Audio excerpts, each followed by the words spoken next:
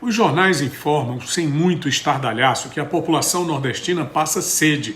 E isso é lamentável, porque as coisas estavam se encaminhando para uma solução bastante positiva.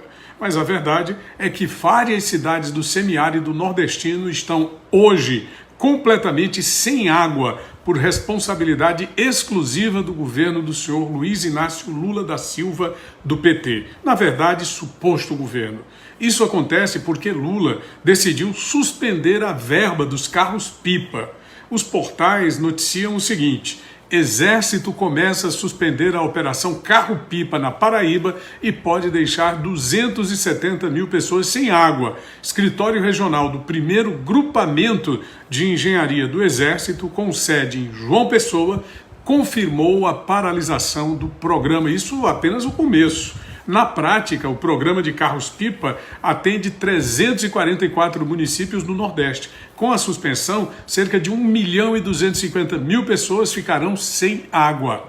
Eu evidencio aqui uma ingratidão brutal e um contrassenso fora do comum. Vejamos, matéria do portal G1. Outubro de 2022. No Piauí, Lula vence com 76,84% dos votos válidos. Melhor desempenho do país. Ao todo, ele alcançou 1.545.000 votos no estado contra 406.897 de Bolsonaro. Matéria do portal AZ, 25 de novembro de 2024. Piauienses com sede, falta dinheiro para carro-pipa. Cidades de outros 5 estados do Nordeste estão sem água, completamente sem água. Aí, cara, essa situação da ladeira, mais de 15 dias que não vem água. Estou diante do vereador Wesley, ele mandou pipa d'água para ajudar o pessoal, que aqui não tem ninguém que tem água não, tá com mais de 15 dias.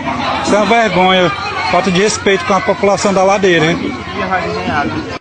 Ao mesmo tempo, foram liberados valores de R$ 725 mil para Pablo Vittar, R$ 560 mil para Luísa Sonza, R$ 900 mil para Bruno Galhaço, R$ 750 mil para Fábio Porchat, R$ 5.700.000 para Ludmilla, R$ 260 mil para o cantor Emicida, R$ 112 mil para Gregório do Vivier.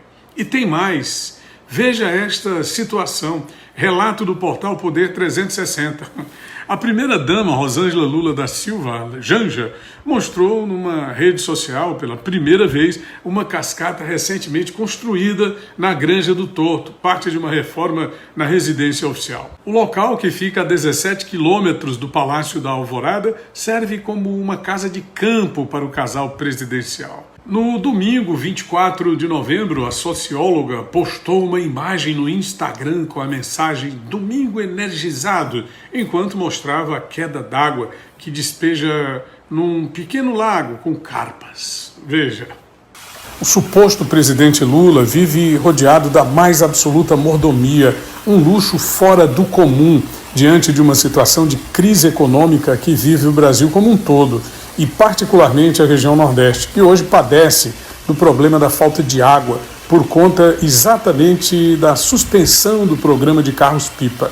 Mas a realidade ela vai ainda mais longe, porque o próprio Lula costuma afirmar em suas falas, em seus discursos, que foi ele o responsável por acabar com a fome no Brasil.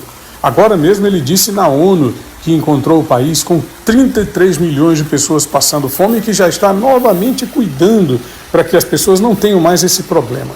E essa contradição que a gente está vendo, esse luxo da Granja do Torto, com relação ao fato de que o Nordeste continua passando sede, é uma demonstração do quanto ele mente, do quanto vai a sua insensibilidade frente aos problemas reais da nossa população nordestina e da população brasileira. Lula continua sendo uma figura decrépita e que só encontra respaldo em pessoas que possuem o mesmo tipo de caráter vulnerável para dar guarida a esse tipo de discurso, esse tipo de prática nociva a qualquer senso de civilidade e de responsabilidade administrativa, de sensibilidade política. A residência oficial do Torto é uma das residências mantidas pela Presidência da República, com características de casa de veraneio. O local, que tem 37 hectares, foi usado até 2022 como residência do então ministro da Economia, Paulo Guedes. Após deixar o imóvel em 16 de dezembro do mesmo ano, houve a reforma que foi iniciada já em 2023. enquanto milhares de famílias no Nordeste enfrentam a dura realidade da seca, convivendo com a escassez de água e a falta de oportunidades, o suposto presidente que se diz do povo vive cercado de luxos e privilégios. Esse descompasso escandaliza a insensibilidade dos supostos líderes que priorizam o conforto pessoal enquanto ignoram o sofrimento de quem mais precisa. É inadmissível que em pleno século XXI e depois de quase 20 anos de governos do PT, ainda haja pessoas passando fome e sede e dependendo de carros-pipa.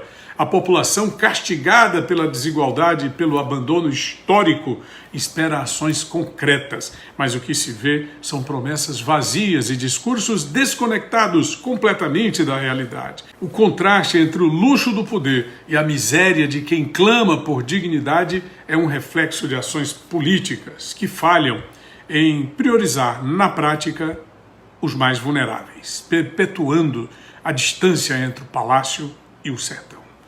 Tônio Rodrigues, Além da Notícia.